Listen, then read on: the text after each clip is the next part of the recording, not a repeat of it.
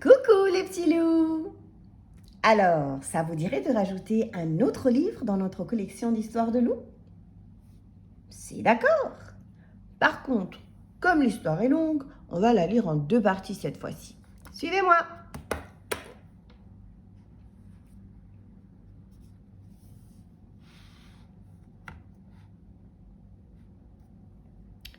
Kabylie, Algérie.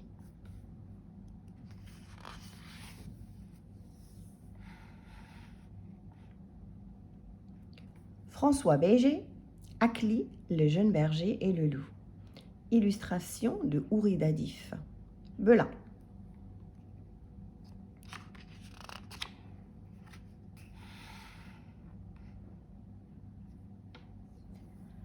Akli, un jeune berger du village de Tader Oufla, vêtu de son traditionnel bournou, gardait les moutons que son père lui avait confiés dans les pâturages montagneux de Kabylie. Les loups, attirés par le troupeau, rôdaient depuis quelques jours dans les alentours.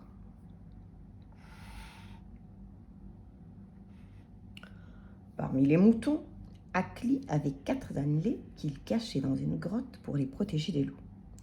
Il partait tous les matins au lever du soleil chercher de l'eau au puits qui se trouvait à une bonne heure de marche.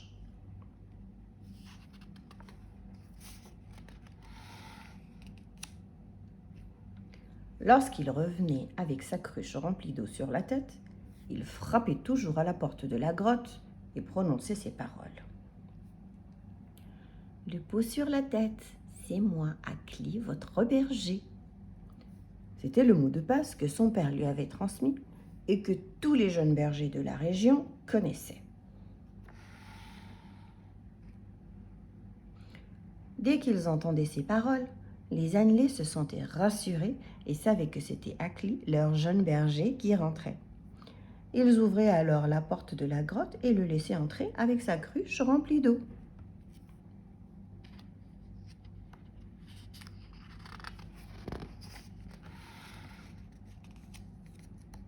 Tous les matins, le berger leur répétait « Vous ne devez ouvrir la porte à personne d'autre qu'à moi, c'est bien entendu ?»« Oui, Akli, nous n'ouvrirons pas la porte. » Pour me faire reconnaître, je prononcerai toujours la même phrase magique. « Le pot sur la tête, c'est moi, Akli, votre berger. » Les 4 annelés promettaient chaque fois de suivre ses conseils.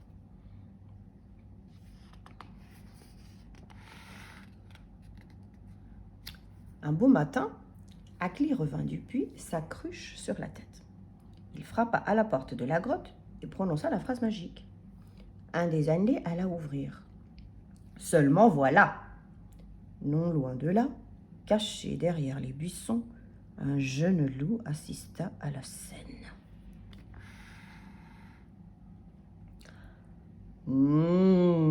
Ces annelés me feraient un bon repas, se dit-il. Dès demain matin, pendant l'absence du berger, je viendrai leur rendre visite.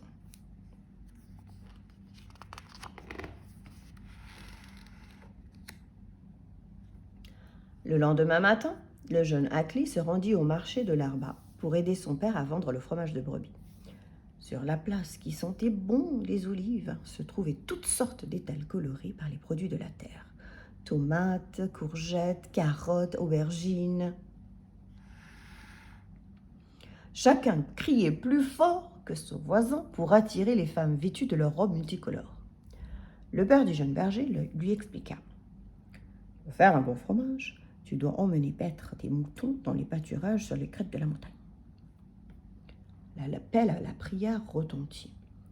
On pouvait voir les savates de chaque pèlerin dans l'entrée de la mosquée.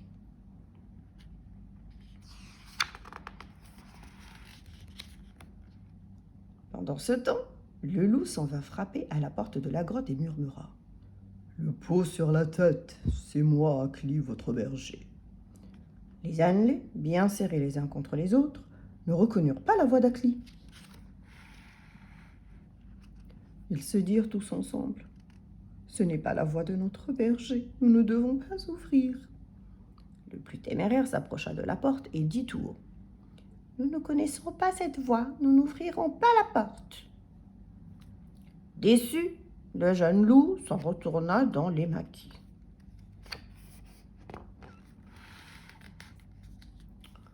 Tout penaud, il se rendit chez un vieux loup malin et lui demanda conseil. « Que dois-je faire pour prendre la voix du berger ?» demanda-t-il. En vieil habitué des bergers kabyles, le vieux loup lui répondit. « C'est simple, tu manges quelques baies sucrées de ronces et tu te couches sur une ruche. Puis, tu laisses les abeilles envahir ta gorge. En butinant celles-ci, elles vont rendre ta voix aussi légère que celle du jeune berger. » Le jeune loup remercia son aîné et repartit très vite dans la vallée au milieu des baies bien rouges qu'il mangea à pleines pattes. Puis il s'installa sur une des ruches, la gueule ouverte, et patienta.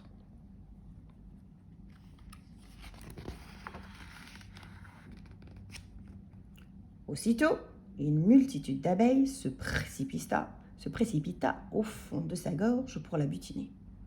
Peu de temps après, le jeune loup se leva, fit quelques essais de son et fut très satisfait du résultat. Sa voix était devenue aussi légère que celle du berger. Au lever du jour, il retourna dans les buissons proches de la grotte et attendit que le berger parte au puits avec sa cruche sur la tête. Voilà les petits loups, c'est la fin de la première partie. Revenez tout à l'heure pour entendre la suite. À bientôt!